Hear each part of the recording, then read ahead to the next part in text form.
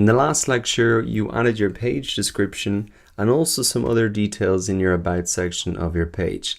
Now in this lecture, we're talking about apps and tabs. This is not something you necessarily need to do right now, but I do want to make you aware of it because there are some great features and functionality you can add to your Facebook page maybe a little bit further down the line. You can use them to cross-promote other social media, collect email signups, display blog posts, run competitions, customer support, sell your products, etc. So what am I talking about here? I'll show you an example. Returning to this example we looked at before, you can see that under the cover image here, there's a link to a shop, there's a link to this particular page. And if I open these up, you can see that these are essentially mini little web pages on their Facebook site, unique to them. And also, if I look at, say, an example here, this is from MailChimp's Facebook page, you can see that they have a link to their Instagram account. So they're linking off to other social media sites as well. So if I look at my page here, I can see that I just have the standard ones, about, photos, videos, etc. So how would I really add those in if I wanted to do that? Well, first thing that you might do is come down to Manage Tabs.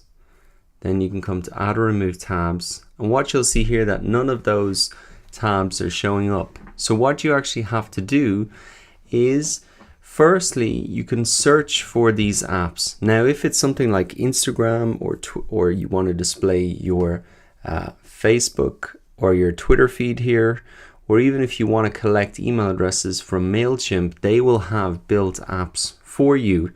So what you do is come into the Facebook search bar, you can type in something like Twitter, and then you want to come across to apps, and then you will see here Twitter tab for pages, and you can simply add that in, use now. You'll have to go through the sign up process, install the app, but that'll be added to your page. Now it'll be the same if you wanted to show your Instagram on your Facebook page. Come across to apps once again, and there's going to be Instagram feed for pages. The same for something like MailChimp. If you wanted to collect email addresses straight off your Facebook page, then you could add this in as well, and email sign up. And here it is, yeah, email, MailChimp's Facebook app. It's the same thing. You just set up your form, log in, etc.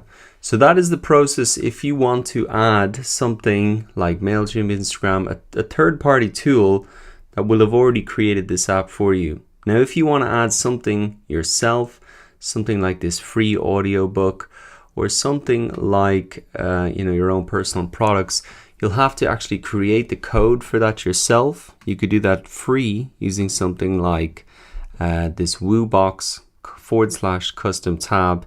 This is a free tool that will actually allow you to make the code for the tab. And it's a little bit more complicated to add that in, but that is essentially how you could add those custom tabs in. Now, what I want to say is that I don't think this is really essential, especially when you're getting started.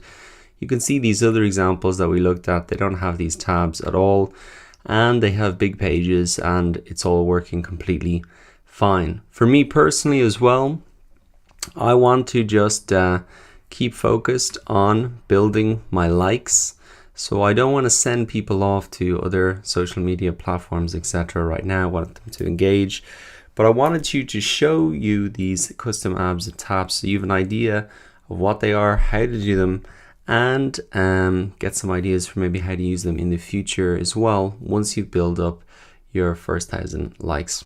So that is really custom apps and tabs. It's more of an overview rather than a must implement. Now in the next lecture, we are going to wrap up creating an optimized Facebook page by really looking at page settings. So I'll see you there.